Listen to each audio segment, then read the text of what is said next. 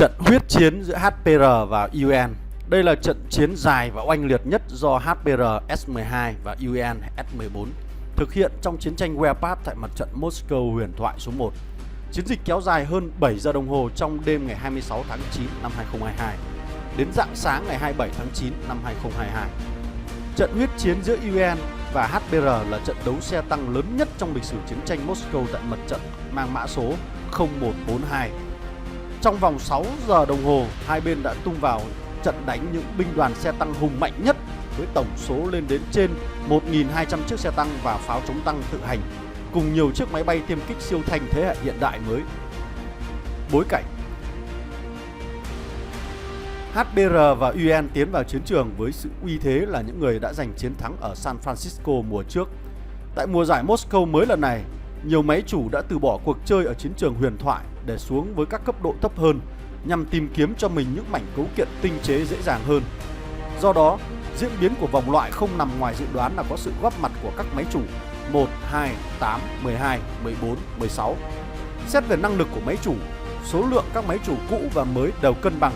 Tuy nhiên, nếu xét về góc độ các thành viên liên minh, có sự chênh lệch rõ ràng giữa các máy chủ cũ và máy chủ mới. Cụ thể, máy chủ 12 và máy chủ số 14 đều có hai liên minh góp mặt trong cùng một chiến trường. Điều này đã đẩy yếu tố ngoại giao lên đỉnh điểm bởi các bên đều cho rằng cần một cuộc chiến vui vẻ trước khi kết thúc triều đại chạy đua vũ trang. Bàn đàm phán 8 bên nhanh chóng được lập ra với sự góp mặt của tất cả các sĩ quan và nhà lãnh đạo của 8 liên minh hàng đầu. Tại hội nghị, họ tìm kiếm một giải pháp hòa bình cho vấn đề phi quân sự hóa chiến trường Moscow lần này. Các bên đều muốn có những trận đánh vui vẻ và không đánh mất tình đồng minh đã thiết lập từ trước. Hội nghị diễn ra ngày càng căng thẳng cho đến khi cánh cửa Moscow mở ra. Và cuối cùng các cặp đấu cũng đã được xác định với hai phe. Phe xanh bao gồm One, F8ET, HPR và Q. Phe đỏ gồm P2G, TO1, UN và WTF. Sau thất bại ở mặt trận mở màn với quân đội TO1 và P2G, HPR đã phải lui quân về phía Bắc và tiến hành phòng thủ. Mục tiêu đánh bại P2G của HPR đã hoàn toàn bị phá sản. Trong khi đó, tại mặt trận phía Đông, One và S8ET cũng không thể tiến thêm một bước nào trước UN và WTF. Các nhà lãnh đạo của 8 liên minh lại tiếp tục tìm kiếm các cuộc đàm phán cũng như nhằm tìm kiếm các giải pháp tối ưu cho chiến trường lần này.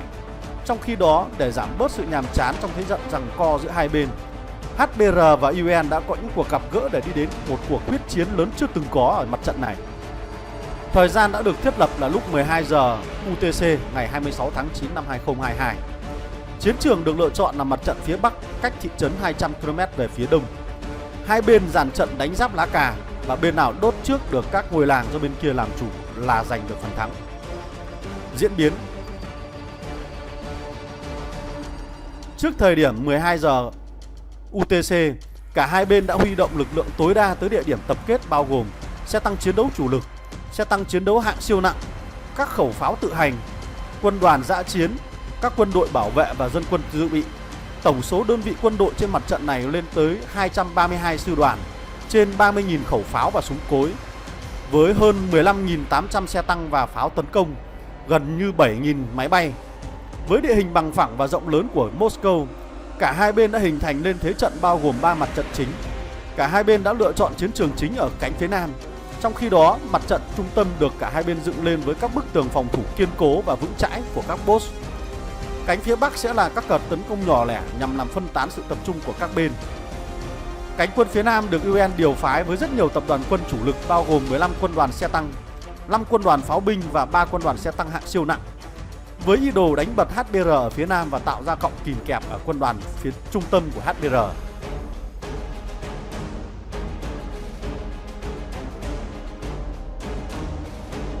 Bốn quân đoàn xe tăng UN đã vấp phải các đòn phản kích rất mạnh mẽ của quân đội HPR. Một giờ sau đó, tốc độ tấn công của các quân đoàn UN đã không được như họ mong muốn. Cuộc chiến dần đi vào thế giằng co giữa hai bên. Các đại đội pháo chống tăng và xe tăng dã chiến của hai bên đều đã chiến đấu đến viên đạn cuối cùng và thậm chí là đến những người lính cuối cùng. Giờ thứ 3 của cuộc chiến đã trôi qua. Cả hai bên đều có những miếng ăn miếng trả miếng rất rõ ràng.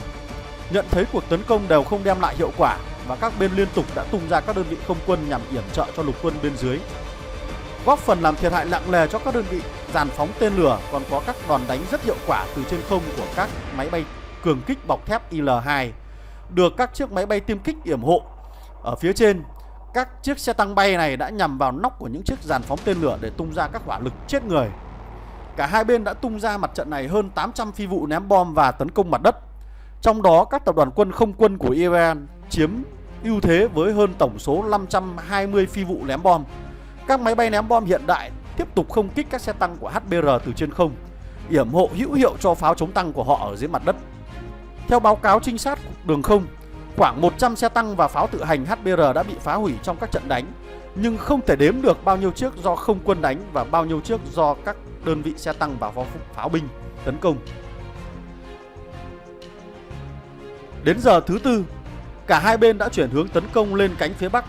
Quân đội HBR đã đạt được những kết quả khả quan tại cánh phía Bắc với cuộc đột kích thành công đẫm máu của quân đoàn xe tăng và các sư đoàn không quân. Tuy nhiên, với địa hình nhỏ hẹp giữa hai ngọn núi, quân đội HBR đã không thể tiến sâu hơn vào bên trong đội hình của UN và sau đó đã phải rút lui bởi hỏa lực rất mạnh mẽ của UN. Đến giờ thứ năm, lúc này là 0 giờ sáng giờ Việt Nam. Với ưu thế vượt trội về không quân và số lượng lớn các tập đoàn quân, UN đã dần kiểm soát được thế trận ở cánh phía Nam. Bước đầu đã tiến hành đánh bật được một số căn cứ tại đây, và với chiến thuật tầm ăn dỗi, họ dần dần chiếm lĩnh được các vùng đất quan trọng, từ đó làm bàn đạp kéo lên phía Bắc, đột phá vào vùng phòng thủ trung tâm của HBR. Đến giờ thứ 6, tức 1 giờ sáng giờ Việt Nam, các tướng tá HBR đã quyết định tung nốt quân đoàn xe tăng số 56 là lực lượng dự bị chiến dịch cuối cùng vào trận. Đoàn tấn công này tiếp theo đó là các đòn đánh đột phá của quân đoàn xe tăng 47 đã bước đầu có tác dụng. Các sư đoàn xe tăng HBR đã đẩy lùi quân UN về phía sau một chút, nhưng không thể đi quá xa bởi vì lực lượng không quân của HBR đã không còn. Với tình thế bất lợi, tướng Kinkin của HBR đã phải chuyển hướng chiến thuật.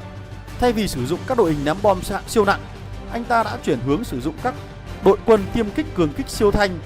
Với một đội bay của Kinkin tả sung hữu đột giữa một bầy kền kền của UN nhằm tìm kiếm một bầu trời quang đãng hơn. Nhưng một cánh én nhỏ thì không thể làm lên được mùa xuân, và cánh én Kinkin đã không thể bay nổi trên cục diện chiến trường lúc này. Đó chính là lúc HBR đã mất thế trận. Giờ thứ 7 của cuộc chiến, tức 2 giờ sáng giờ Việt Nam, quân đội UN đã tung đòn đánh chí mạng cuối cùng vào các căn cứ của HBR ở khu vực trung tâm. Quân đội HBR gần như đã bị mất thế trận và không còn khả năng phản kháng. Như vậy là sau 7 giờ chiến đấu, lần đầu tiên quân đội UN đã có thể tiến sâu vào lãnh thổ của HBR đến như vậy. Và điều gì đến cũng phải đến, ngôi làng đầu tiên của HBR đã bốc cháy, báo hiệu sự thất bại của quân đội HBR. Và đến đây, cuộc quyết chiến đã chấm dứt. Kết quả: chiến thắng dành cho quân đội UN, nhưng thiệt hại thì dành cả hai bên đều rất nặng nề. Ước tính tổng số người lính tử trận lên đến hơn 2.500.000 người, hơn 500.000 người bị thương, hơn 8.000 xe tăng, 15.000 pháo tự hành đã bị phá hủy, hơn 6.000 chiếc máy bay đã bị bắn rơi. Chi phí tổn thất ước tính lên đến hàng triệu đô la.